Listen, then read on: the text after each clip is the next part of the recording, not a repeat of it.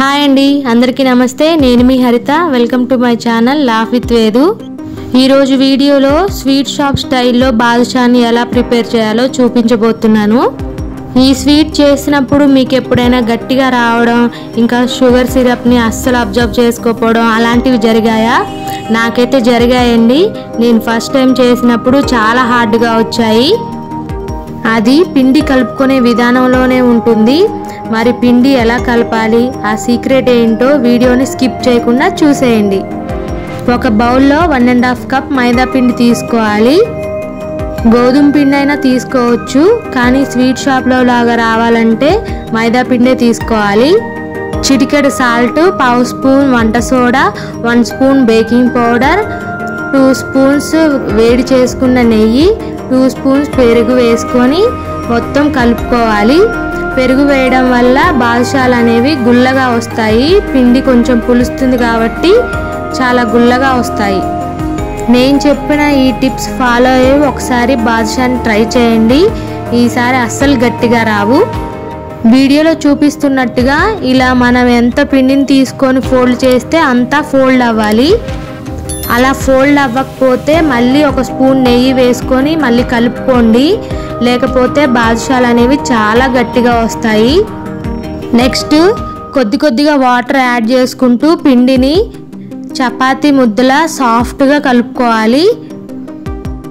మనం పిండి కలుపుకునే విధానంలోనే ఉంటుందండి. చాలా జాగ్రత్తగా సాఫ్ట్గా కలుపుకోవాలి. ఇలా సాఫ్ట్గా కలుపుకొని ఒక 15 నుంచి 30 నిమిషాలు పక్కన పెట్టుకోవాలి. ఈలోపు మనం షుగర్ సిరప్ని రెడీ చేసుకుందాం. స్టవ్ ఆన్ చేసుకొని ప్యాన్ పెట్టుకొని 1.5 కప్ మైదా పిండికి 1 కప్ షుగర్ అయితే కరెక్ట్గా సరిపోతుంది. షుగర్ వేసుకొని 1 కప్ వాటర్ కూడా వేసుకొని షుగర్ అంతా మెల్ట్ అయ్యే వరకు కలుపుతూ ఉండాలి. షుగర్ అనేది మెల్ట్ అయ్యాక ఒక 5 మినిట్స్ మరిగించుకోవాలండి. 5 మినిట్స్ తర్వాత మనం షుగర్ సిరప్ని చెక్ చేస్తే ఇలా వేలికి స్టిక్ అవ్వాలి. అప్పుడే పాకం అనేది కరెక్ట్గా వచ్చినట్టు. నెక్స్ట్ 2-3 ఇలాచీ వేసుకోవాలి. హాఫ్ లెమన్ని జ్యూస్ చేసుకొని వేసుకోవాలి. ఈ లెమన్ వేయడం వల్ల షుగర్ సిరప్ అనేది గట్టిగా అవ్వకుండా ఉంటుంది. ఒకసారి కలుపుకొని స్టవ్ ఆఫ్ చేసుకొని మూత పెట్టి ఈ షుగర్ సిరప్ని పక్కన పెట్టుకోవాలి.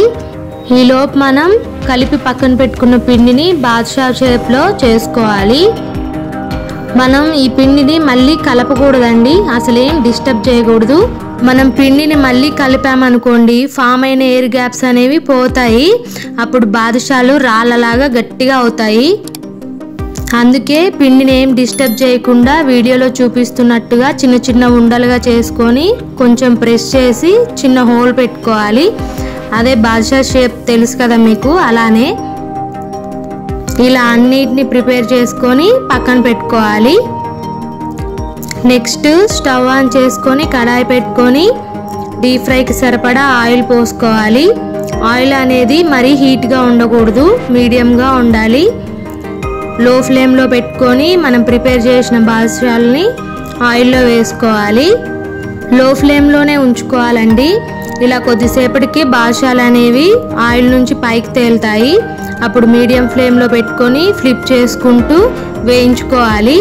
ఈ బాదుషాలు అనేవి గోల్డెన్ బ్రౌన్ కలర్ వచ్చే వరకు వేయించుకోవాలి. ఇలా అన్ని గోల్డెన్ బ్రౌన్ కలర్ వచ్చాక తీసుకొని పక్కన పెట్టుకోవాలి. ఇలా క్రాక్స్ వచ్చాయి ఏంటి అనుకోకండి, క్రాక్స్ వస్తేనే షుగర్ సిరప్ని మంచిగా అబ్జర్వ్ చేసుకుంటాయి. అప్పుడే జ్యూసీగా వస్తాయి బాదుషాలు అనేవి. ఇలా అన్ని తీసుకొని పక్కన పెట్టుకోవాలి. మిగిలిన బాదుషాలను కూడా ఆయిల్లో వేసుకొని వేయించుకోవాలి. ఇప్పుడు మనం వేయించుకున్న బాదుషాలని షుగర్ సిరప్లో వేసుకోవాలి. ఏదైనా ఒకటి వేడిగా ఉండాలి. అది షుగర్ సిరప్ అయినా బాదుషాలైనా ఒకటి వేడిగా ఉండాలి. వేడిగా ఉన్న బాదుషాలని ఇలా షుగర్ సిరప్లో వేసుకోవాలి అన్నిటినీ. ఒక 10 మినిట్స్ తర్వాత ఇంకో సైడ్ ఫ్లిప్ చేసుకోవాలి. ఒక 10 మినిట్స్ ఒక సైడ్, ఇంకో 10 మినిట్స్ ఇంకో సైడ్ ఉంచుకోవాలి.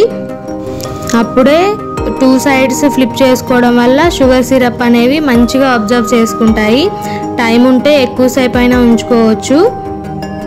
అంతే అండి, sweet shop style badusha sweet ready అయిపోయింది. చూసారా ఎంత జ్యూసీగా, పైన క్రిస్పీగా, లోపల జ్యూసీగా ఎంత టేస్టీగా ఉంటుందో. మీరు ఈ టిప్స్తో ఒకసారి ట్రై చేయండి.